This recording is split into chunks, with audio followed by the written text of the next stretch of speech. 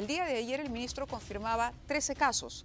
El ministro de Salud se encuentra con nosotros, doctor César Vázquez, muchas gracias por acompañarnos. Y lamentablemente le preguntaba yo, mientras veíamos la nota de Jorge Bayón al aire, si el número de fallecidos había crecido, y esto es cierto, aumentó. Así es. Sí, Mávila, muy buenas noches. Buenas noches, gracias por estar con nosotros. Sí, bueno, en principio agradecerte la oportunidad para poder conversar con la población y también felicitarte por este lanzamiento de tu nuevo programa. En realidad, las cifras de fallecidos en el COVID están dentro de las estadísticas previstas por muertes por esta causa de infecciones respiratorias. Pues, van a seguir aumentando muy lentamente, como sucede incluso en épocas de prepandemia. O sea, no es una situación que debe alarmarnos, tampoco significa que nos debemos confiar. Usted está descartando la sexta ola de la que se hablaba. Definitivamente, ¿no? Descartamos, pero ojo, cuando yo iniciaba la entrevista le dije que lamentablemente tenemos que confirmar que ayer eran 13, pero hoy son 15, doctor. Sí. Entonces, lo que le preguntaba yo es qué cosa hay que hacer y qué está haciendo el Ministerio de Salud, porque también es cierto que para muchos de nuestros televidentes la pandemia es cosa del pasado, pero este virus parece que llegó para quedarse y vamos a tener que aprender a convivir con él. Así es, definitivamente. La pandemia, según la Organización Mundial de la Salud, lo dio por terminada en el 2022. Luego ya en la mayor parte de países del mundo, esta pandemia se ha convertido en una enfermedad endémica, es decir, una enfermedad que convive con nosotros, como muchas otras enfermedades, como la influenza, por ejemplo, que en épocas de cambio de estación, en épocas festivas donde hay aglomeración de gente, hay picos importantes. Hoy estamos, por ejemplo, en un pico estacionario, o sea, no es una ola definitivamente. Te comparo las cifras solamente en cuestión de los muertos, que a veces son los que más preocupan. En la primera y segunda ola, en promedio, semanalmente morían 2.000 muertos. El pico máximo de muertos llegó hasta 4.500 en la segunda ola. Hoy tenemos 10 muertos en promedio a la semana. Muertos que están en el promedio de muertes por infecciones respiratorias, que incluso se daban estas cifras antes de la pandemia. Antes de que siquiera la palabra COVID fuera conocida. Así es. Miren, pacientes con algunas otras enfermedades, factores de riesgo, adquirían una infección respiratoria, por más que fuera simple, como la influenza, el neumococo o cualquier otra infección respiratoria que a una persona sana no le hacía mucho, aquí podría ser mortal. Eso está pasando ahora. El COVID se ha quedado entre nosotros.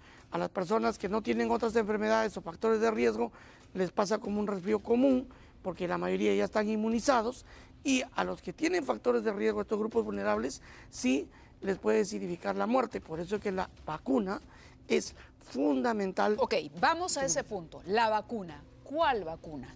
Porque lo que tenemos entendido es que las primeras vacunas, que además llegaron acá tarde, ya no funcionan para las variables de COVID que están hoy en el ambiente.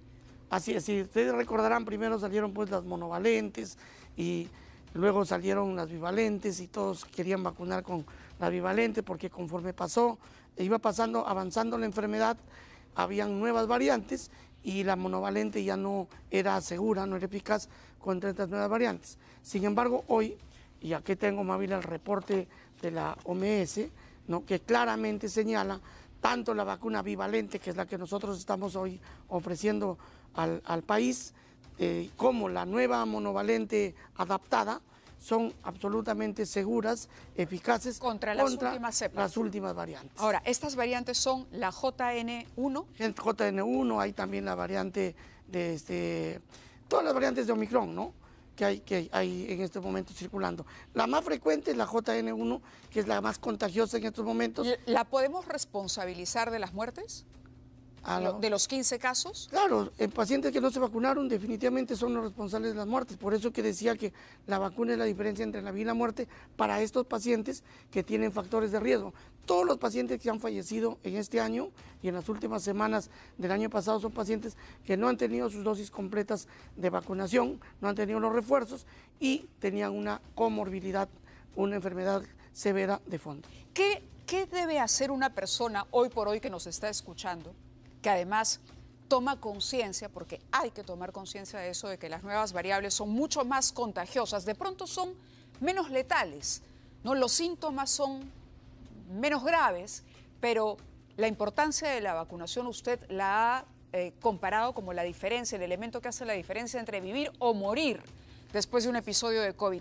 ¿Qué hace una persona, por ejemplo, que no terminó las 4 primeras vacunas que se ofrecieron? ¿Qué le tocaría hacer? ¿Completar ese ciclo o inmediatamente ya recibir la nueva vacuna? Sí, al margen de que se haya vacunado o no con la monovalente, las anteriores, las 4 dosis que tú bien mencionas, ya eso es cuestión del pasado. Hoy tiene que ir a las dosis de refuerzo, que le llamamos las dosis de la bivalente, que normalmente para los pacientes que no tienen factores de riesgo se están aplicando 2 dosis suficiente, la primera y luego la segunda a los 4 meses, pero para personas con factores de riesgo severos, incluso se está recomendando las 3 dosis. Cuando habla de factores de riesgo, importante, porque hay que insistir hasta que a la gente le quede grabado en la cabeza. Factores de riesgo, uno es la edad. Así es, la edad es un factor importante porque baja las defensas y también la situación integral de salud de la persona en todos sus órganos, siempre la capacidad de respuesta. Mayores de 65 años. Así es. Todos tienen que ir a recibir la dosis de refuerzo. Sin ninguna excepción. Segundo, las personas que tienen enfermedades crónicas que afectan su estado. Por ejemplo. Diabetes mellitus, por ejemplo, que es muy frecuente en el país y que baja la respuesta inmunológica.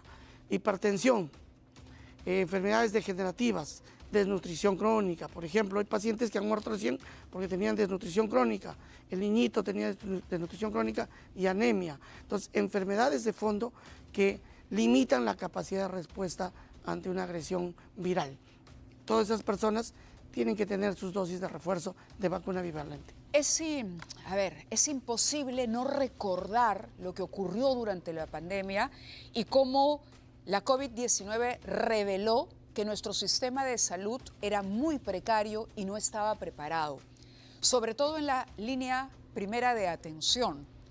El día de hoy, ¿usted diría que hemos aprendido la lección o que todavía hay mucho por hacer? Definitivamente hay mucho por hacer. Las carencias del sistema de salud son estructurales y son históricas, y nosotros, por lo menos desde este gobierno, hemos entendido claramente que donde más tenemos que orientar nuestros esfuerzos es en el primer nivel de atención, que en la pandemia prácticamente se cerró y todos fueron a buscar a los hospitales.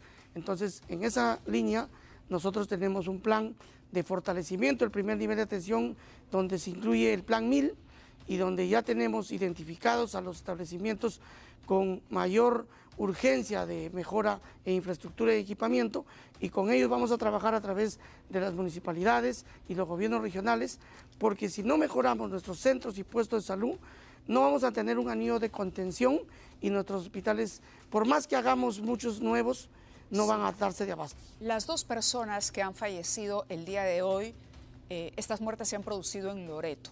Loreto tiene el gran problema de que hay zonas inaccesibles. ¿Cómo va a enfrentar ese reto el Ministerio de Salud ahora? Claro, en Loreto estamos trabajando un plan un poco más ayudado en la tecnología, porque bien lo has dicho, la carencia de infraestructura vial es un tema que no se va a solucionar en un corto ni mediano plazo, y el tema fluvial, que es también una alternativa fortaleciendo nuestras ambulancias fluviales, no es suficiente. Estamos trabajando con la telemedicina, es decir, implementando con equipos tecnológicos y llevando a través de convenios con MTC las señales de internet a los centros y puestos de salud para que reciban orientación vía internet de especialistas de las zonas de las ciudades. El abastecimiento de vacunas. Tampoco podemos olvidar que hemos sido uno de los países, si no el país que peor enfrentó la pandemia en su momento. Sin duda. Y que más muertes registró. Así es. El Perú. Es decir, estuvimos a la cola, ¿no?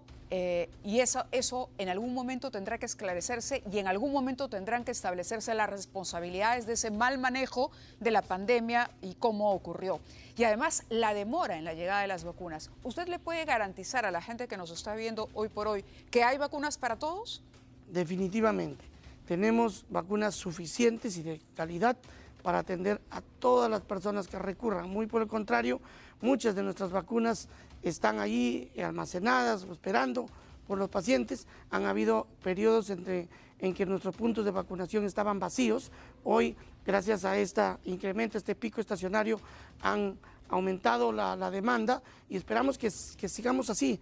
La exhortación es esa, todos debemos tener nuestras dosis de refuerzo. Nos vacunamos nosotros en el gabinete, por ejemplo, todos nos hemos vacunado. Bueno, ¿cuántos ministros tuvieron COVID hace poco? Claro, y miren, tengo mis asesores con COVID y no es causal para que ellos dejen de ir a trabajar.